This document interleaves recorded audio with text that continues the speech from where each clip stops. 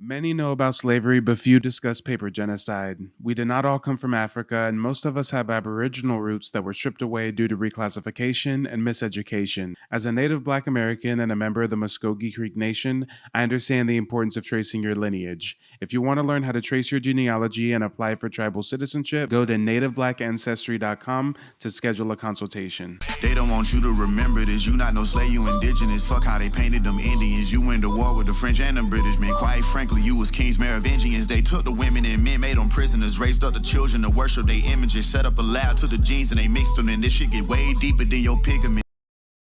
I mean, from my understanding and what I read upon, I learned that a lot of natives took on adopted names. It's no different from when any other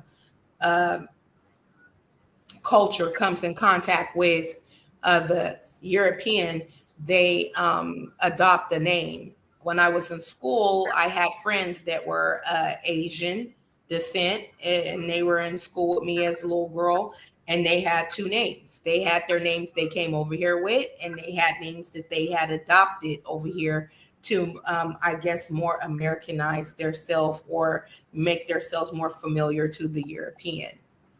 So it's the same thing. Our tribes adopted those names. They weren't given by a slave master. They were names that they picked out and they took on themselves. That's right. Let's talk about it. Well, let's get on to the video, y'all. I mean, I know we keep pausing, but whenever they spout such mistruth so confidently, we have to stop and correct the record, don't we? A minute, folks will say, what about the pre-Columbian Black explorers that got here before Columbus? Good damn question. For example, guys, now he's going to tell us that the most ancient indigenous culture, the Olmecs, the Black indigenous Olmecs, now he's going to try to tell us they're really African migrants. Expedition of Mansa Abu Bakari in 1311. Like 2,000 ships came over here. None of them came back. Did they leave an imprint? Absolutely. Was it a sufficient imprint for us to come from? Not numerically speaking. And he's talking about a rumor, guys. This hasn't been substantiated. There's no archaeological research. He's talking about a rumor over in the Middle East somewhere where someone talked to a guy who talked to a guy who talked to another guy who talked to someone who knew Mansa Musa, and they heard from a bird that Mansa Musa had a brother or something that sailed out this direction and never came back. Or like maybe one ship came back. So because of that story, they want us to believe that the ancient Olmecs were African migrants. But when we talk about our family's oral tradition of being indigenous, we're supposed to disregard that for DNA testing, right? You guys see the psyops? Oh, yeah. Yeah, I see it. If we're going to talk about rumors about the Mansa Musa stuff, what about the experiences some of the Black natives here going over to Africa and being approached by the Africans over there, and they're telling them, oh, we came from you.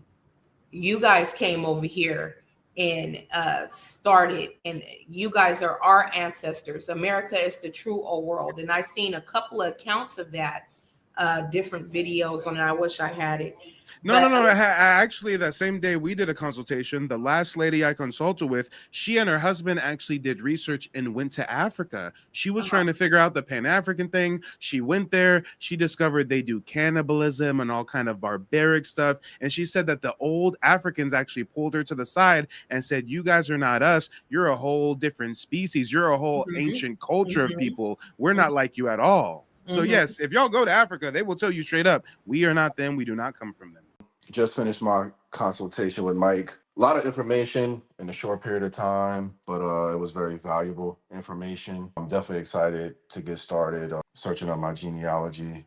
He's been an awesome resource. Gave me a lot of information, a lot of things, a lot of pieces to the puzzle I didn't have. He was able to help me find them. And I 100% recommend Mike and his services to anyone who's looking to crack the code, so to speak, on their genealogy, because there's a lot of how we say fake news going around with this subject, and it's very important that people are able to put the pieces together, because if you don't know your history, you don't know your future. So 100% sign up. Yes, and they'll say, you guys are the true Indians. They said, you're the true true Indians over there. You're the natives to that land. We came from you.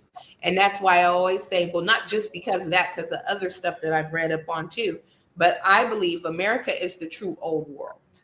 I believe,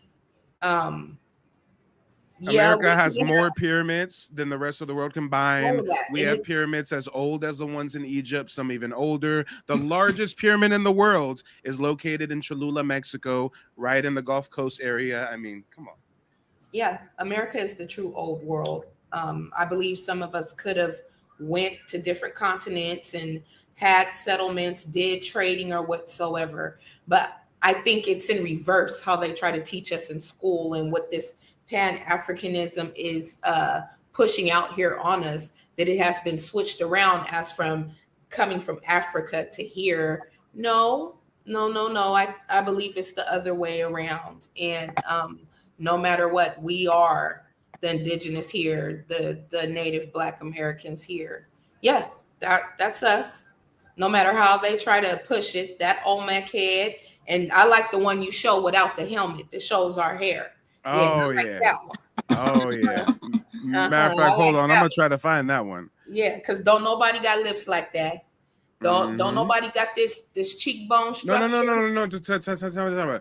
This is why they only show you the Olmecs with the helmet on, because some of them Mexicans are now trying to claim that some of them got noses like that and some of them got lips like that. But notice how they never show you the Olmec with the helmet off, because you ain't got hair like that.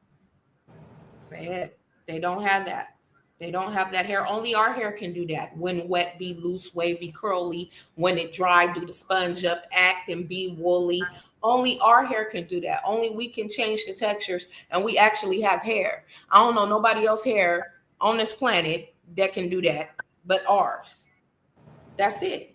Nobody else hair can do that. That's and check out this Olmec head. This is in a museum in Mexico. It's literally called El Negro.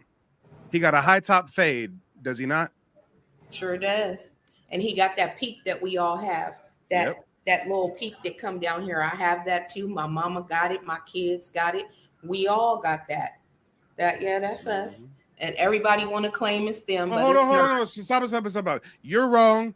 I'm wrong. We've proven we have indigenous ancestors tied to the Creek Nation, but they were really African slaves. And if they weren't slaves and they were indigenous, really way back in the day, they came from like Mansa Musa's brother's expedition. Okay, so let's hold our horses, because he's about to educate us on how we're really indigenous American African immigrants.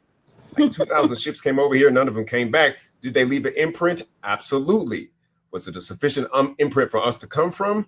Not numerically speaking. Oh, guys, peep game. He didn't give us any evidence for this imprint.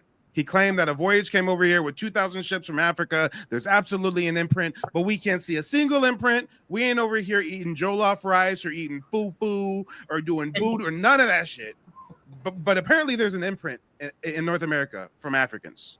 However, a pre-Columbian African explorer to the Americas and an indigenous American are necessarily two different things. Well, what about the Olmecs, people will say? Great question. If you study the art of the Olmecs, they have two.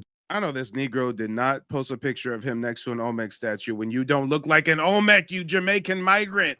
He don't even look like that statue. Why are you posing that? Your nose does not match that nose. What are we talking about? If he wasn't bald, we would see the tether hairline. If he wasn't bald. Come on. Hey, great question.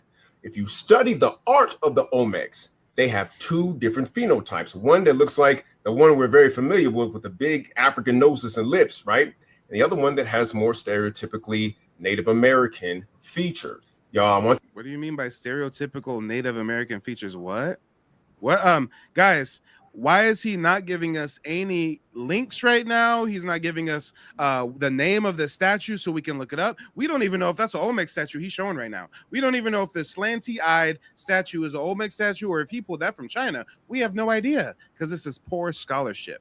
I want you to understand this. Thus far. Oh, wait, I'm sorry. I think one of the sisters has something to say. Go for it. No, I've never seen those statues before. Never. I've never seen them linked as a Olmec either. That's what I was thinking, the same thing. I've never seen them linked as an Olmec statue either. Yes, my consultation with Mike TV was on point. He was very thorough. He was very sincere, and he really knows what he's talking about, and he knows history. And I do feel comfortable that I met him and that I was able to do this consultation.